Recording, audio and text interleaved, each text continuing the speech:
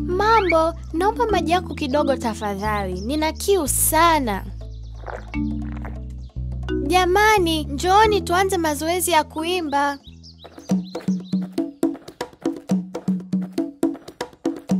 Tuanze kwa kupasha sauti zetu. Sawa? Utuni kusaidiana, utuni kutoa muda, utuni kujaliana, ae, ae, na kuwa na shukurani, utuni kujiamini, utuni kushirikiana, ae, ae, utu, utu, watuunganisha sote, utu, utu. Nini tatizo Amani? Leo si ndio mnaanza rasmi mazoezi ya onyesho lenu? Mbona huna furaha kama uliokuwa nayo jana? Kifua na kichwa vinaniuma. Kama hujisikii vizuri, itabidi usiende shule leo, pumzike nyumbani. Nibaki nyumbani? Muda wa kujiandaa kufanya mazoezi tulionao ni mfupi sana. Aha, kwa nini msipeleke onyesho mbele? Si bado mna miezi miwili mpaka siku ya mahafali? Tukipeleka mbele, utaniona nikiimba wimbo wangu mpya. Pia, tukifanya siku ya sikukuu ni siku nzuri maana watu wengi zaidi watakuja. Tutauza tiketi nyingi na tutafanikiwa kukusanya hela nyingi zaidi kwa ajili ya mahafali. Sijisikii vibaya kivile, nitaweza kwenda. Haya, ila usisahau kujali afya yako pia.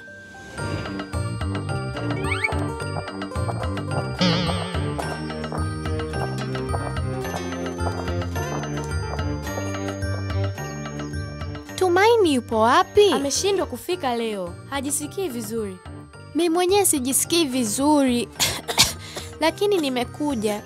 Nadhani watu wengi wameanza kuumwa. Tulimwahidi Mwalimu Molota kuwa tutakuwa tayari kufanya onyesho siku ya sikukuu. Hatuwezi kumwangusha yeye na shule yetu. Tuombe apone haraka tu arudi mazoezini. Tuanzeni mazoezi jamani. Kweli kabisa Koba. Mko tayari kujifunza wimbo wangu mpya? Nifuatisheni ninavyoimba. Tunaweza kuyashinda yote. Tunaweza kuyashinda yote. Kunywa maji Amani. Asante.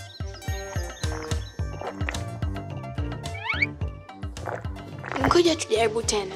Nifuatisheni ninavyoimba. Tunaweza kuyashinda yote.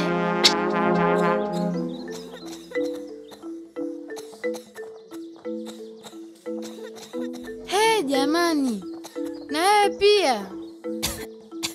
Yaani sijui nina nini. Kwanza kona pua zilikuwa zinawasha, halafu na kichwa na kifua kinauma. Sasa hivi nakohoa sana. Na mimi pia. Kukohoa na kichwa kinauma pia. Aha, mimi najua kinachoendelea hapa.